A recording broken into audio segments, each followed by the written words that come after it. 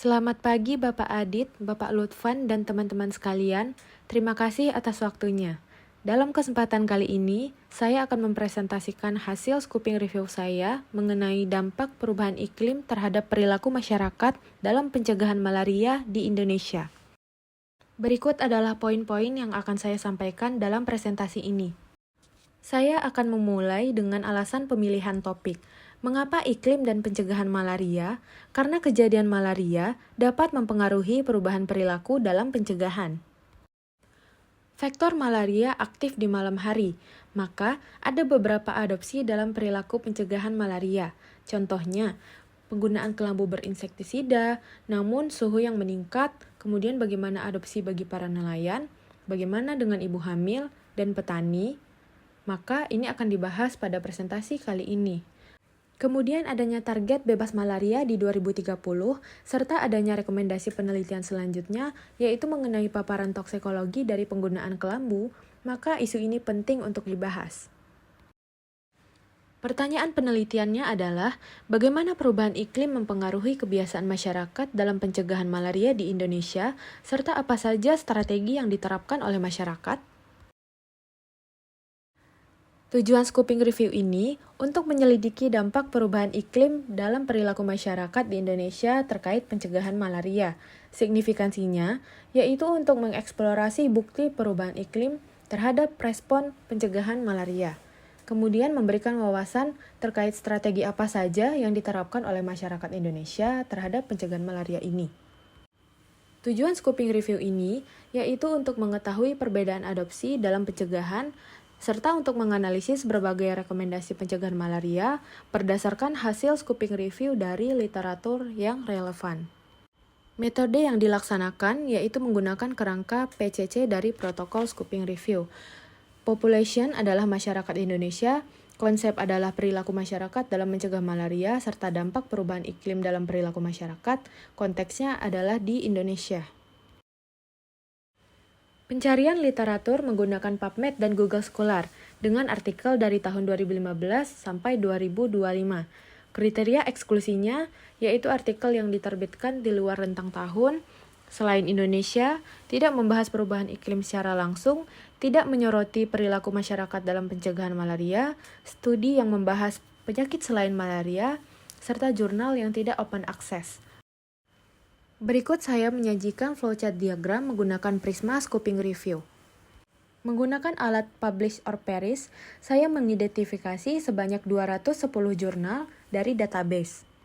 Kemudian saya melakukan screening jurnal tersebut menggunakan Ryan AI. Dari hasil screening didapati ada 3 jurnal yang terduplikasi. Kemudian saya lanjutkan dengan screening judul dan abstrak, menghasilkan 111 judul untuk di-screening ulang.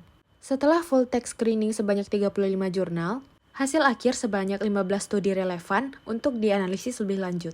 Kata kunci yang saya gunakan seputar perubahan iklim, perilaku kesehatan, pencegahan malaria, dan Indonesia. Saya akan beralih ke hasil scoping review ini. Hasilnya, jurnal-jurnal menyebutkan bahwa perubahan iklim signifikan dalam mempengaruhi perilaku masyarakat dalam pencegahan malaria, walau ada perbedaan dalam adopsinya. Contoh perubahan perilaku yaitu cenderung memakai repelen saat kepadatan nyamuk meningkat di dalam maupun di luar ruangan. Bagi masyarakat di daerah pesisir, punya persepsi bahwa iklim mempengaruhi malaria yang mereka derita. Iklim yang dimaksud yaitu hujan berat dan kemarau panjang. Bagi para petani, pola migrasi yang berubah akibat aktivitas pertanian dapat meningkatkan risiko penularan malaria. Para nelayan yang berpindah lebih jauh untuk menangkap ikan juga meningkatkan risiko penularan malaria. Sehingga perubahan iklim ini mempengaruhi pola migrasi dari nelayan dan petani tersebut. Masyarakat di daerah endemis seperti Papua, Kalimantan Tengah, Sulawesi Selatan, dan beberapa daerah di DIY dan Sumatera menggunakan kelambu berinsektisida. Namun, efektivitasnya dipengaruhi oleh perubahan iklim. Pasalnya, ternyata banyak yang tidak betah berada di dalam kelambu akibat suhu yang panas. Di pegunungan Menoreh, malaria meningkat akibat curah hujan.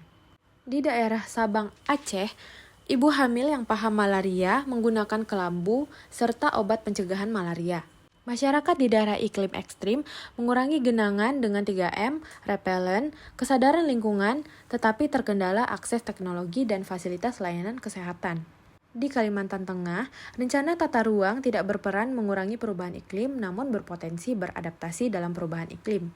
Dari segi sosial ekonomi, masyarakat miskin lebih rentan terkena malaria. Di Jakarta Utara, pada zona buffer besar dari 500 meter, tempat perindukan nyamuk berpotensi mencegah penularan malaria, sehingga radius kurang dari 500 meter seharusnya menjadi fokus untuk area sebagai strategi pencegahan yang efektif mengurangi paparan nyamuk.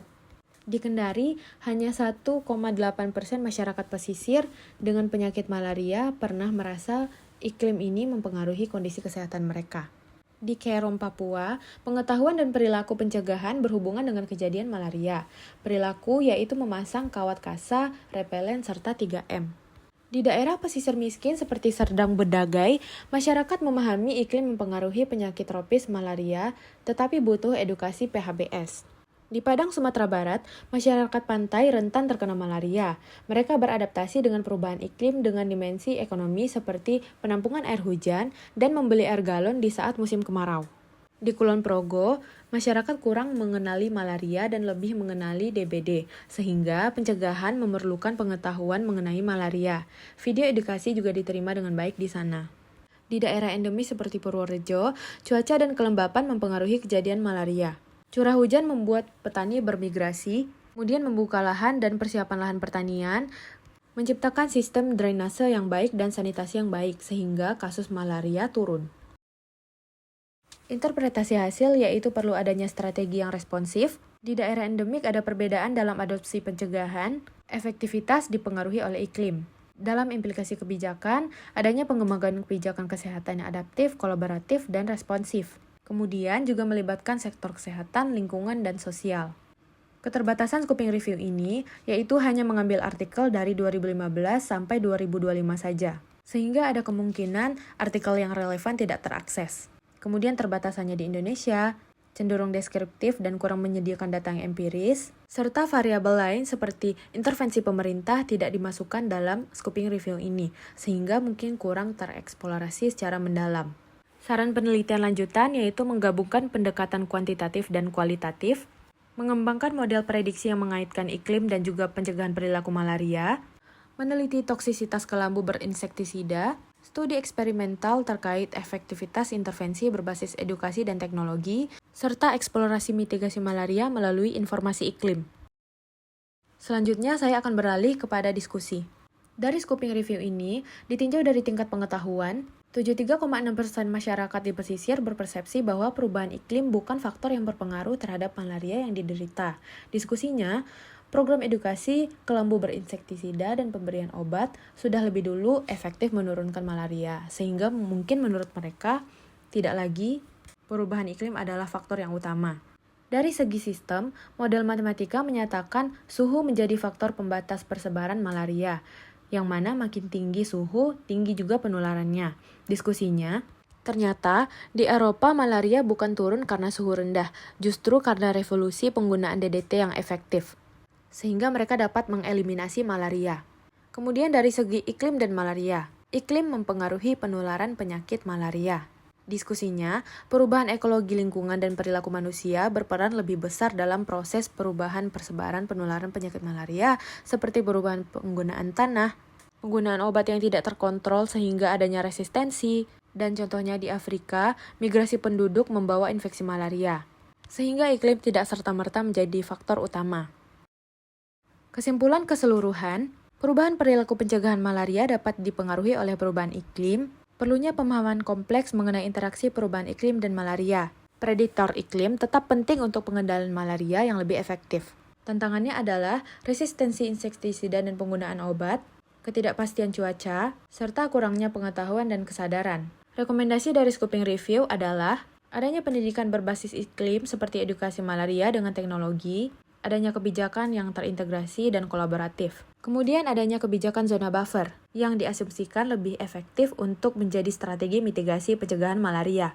Kemudian penggunaan kelambu butuh penyesuaian dengan perubahan iklim, tentunya dengan edukasi dan sosialisasi, serta perbaikan sistem seperti sanitasi, sumber daya, akses layanan kesehatan, tata ruang yang mempertimbangkan iklim, sistem surveillance seperti analisis spasial, menganalisis pola kejadian malaria, dan perbaikan data. Berikut adalah referensi yang saya gunakan. Sekian hasil scooping review dari saya. Mohon maaf atas segala kekurangan. Terima kasih atas perhatiannya. Assalamualaikum warahmatullahi wabarakatuh.